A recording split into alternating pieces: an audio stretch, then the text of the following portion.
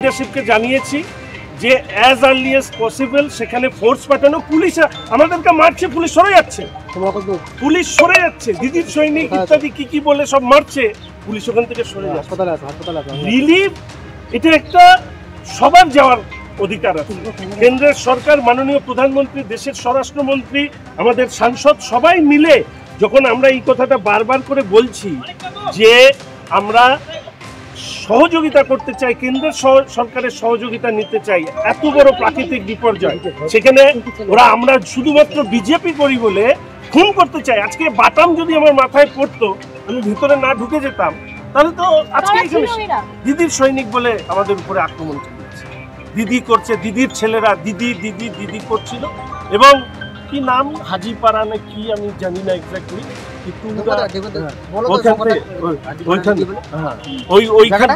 ওখানকার কারা করেছে আপনাদের ক্যামেরাতেও নিশ্চিতভাবে আছে। পেছন থেকে প্রথমে মারতে মারতে সামনে নিয়ে আসে, তারপরে গাড়িতে ওঠার পরে গাড়ির উপরে আক্রমণ করে। চোখ এগুলো কি অবস্থা! আমাকে এখানে মারতে গিয়েছিল, এখানে এটা ছিল আমাদের তো আর সাধারণ গাড়ি, এটা ভেঙেছে, মাথায় ঢুকিয়ে দিয়েছিলাম বলে আমার মাথার উপরে বাটাম পড়ে। বিধ্বস্ত উত্তরবঙ্গে মৃত্যু মিছিল, খবর পেয়েও কার্নিভালে ব্যস্ত মুখ্যমন্ত্রী। বোঝা যাচ্ছে কতটা ভয়ঙ্কর মুখ্যমন্ত্রী। গতকাল থেকে উদ্ধার কাজ ও ত্রাণ দিচ্ছিল বিজেপির নেতাকর্মীরা। বন্যা বিধ্বস্ত এলাকা পরিদর্শনে গিয়েছিলেন বিজেপি সাংসদ খগেন মুর্মু ও বিধায়ক শঙ্কর ঘোষ। মমতার পুলিশের সামনেই নির্মমভাবে হামলা, আক্রমণ সুকান্ত মজুমদারের।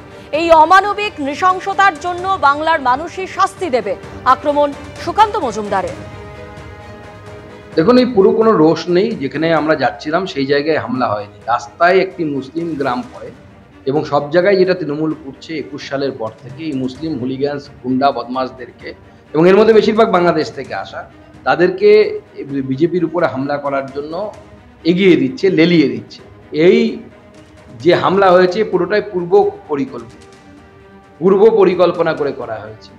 এবং যেভাবে আজকে খগেন মুর্মুকে রক্তাক্ত করা হলো, পরিষ্কার বোঝা যাচ্ছে এটা প্ল্যান করে করা হয়েছে। কারণ কোনো পুলিশি বন্দোবস্ত ছিল না, পুলিশ সেখানে ছিল না। একজন এমপি যাচ্ছে, একজন রাজ্যসভার এমপি, একজন লোকসভার এমপি, আমাদের শ্রমিক ভট্টাচার্য ওই রাস্তা দিয়ে গেছে, সেখানে কোনো পুলিশ প্রোটেকশন নেই। এটা মেনে নেওয়া যায় না।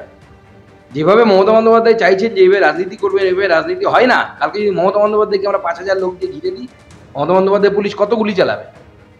হয় এভাবে রাজনীতি করুন না।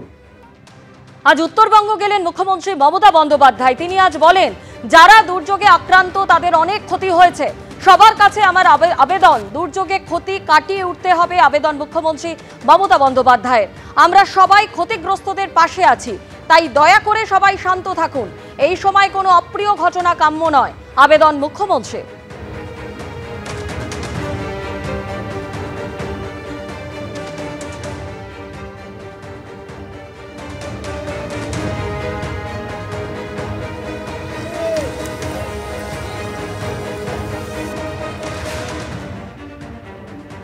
সাংসদ বিধায়কের উপর নৃশংস হামলা, 355 ধারা লাগুর অনুরোধ করে রাজ্যপালকে চিঠি বিজেপির নেতা ও আইনজীবী কৌস্তব বাগচি।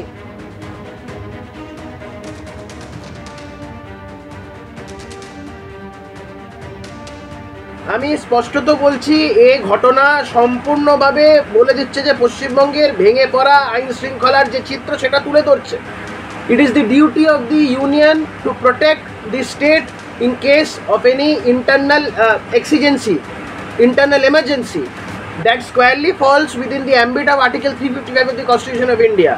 আমি রাজ্যপালকে বলেছি উনি দ্রুত ব্যবস্থা নিক, উনি রিপোর্ট পাঠান রাষ্ট্রপতির কাছে, কেন্দ্রীয় স্বরাষ্ট্র মন্ত্রকের কাছে, এবং এই গুরুত্বটা উনি ব্যাখ্যা করুন এবং যত শীঘ্রই সম্ভব ওনার তরফ থেকে যা যা করণীয় করুন। এই রাজ্যে আর্টিকেল 355 এর ইম্পোজিশন অত্যন্ত প্রয়োজন। নাগরাকাটায় আক্রান্ত বিজেপির বিধায়ক এবং সাংসদ, এই নিয়ে কংগ্রেসের প্রাক্তন সাংসদ অধীর রঞ্জন চৌধুরী কি বলছেন শোনাব। যেমন বন্যা হলে বিপদে যারা পড়ে তাদের কোনো জাত, ধর্ম, বর্ণ, পার্টি থাকে না, তেমনই সাহায্য করার সময়ও জাত, ধর্ম, বর্ণ, পার্টি বিভাজন না করাটাই বিজ্ঞতার পরিচয়, না করাটাই উচিত বলে আমি মনে করি। এটা করার মধ্য দিয়ে আর কিছু না, আমরা সংকীর্ণতাকে প্রকাশ করতে পারি। এখন কথা হচ্ছে যে আমি নিজেও করব না, কাকে করতেও দিব না। এই যদি একটা সরকারের অ্যাটিটিউড হয় সেটা কখনো সমর্থনীয় নয়। এই কথা বলার মানে এটা নয় এই বিজেপির পক্ষে কথা বলছি, না, আমি ঘটনাটার পক্ষে বিপক্ষে কথা বলছি। এই এই এই পলিটিক্সটা কিন্তু সংকীর্ণ পলিটিক্স, এটা না করা, এটা আমি বিরোধিতা করি এই ধরনের যারা রাজনীতি করে।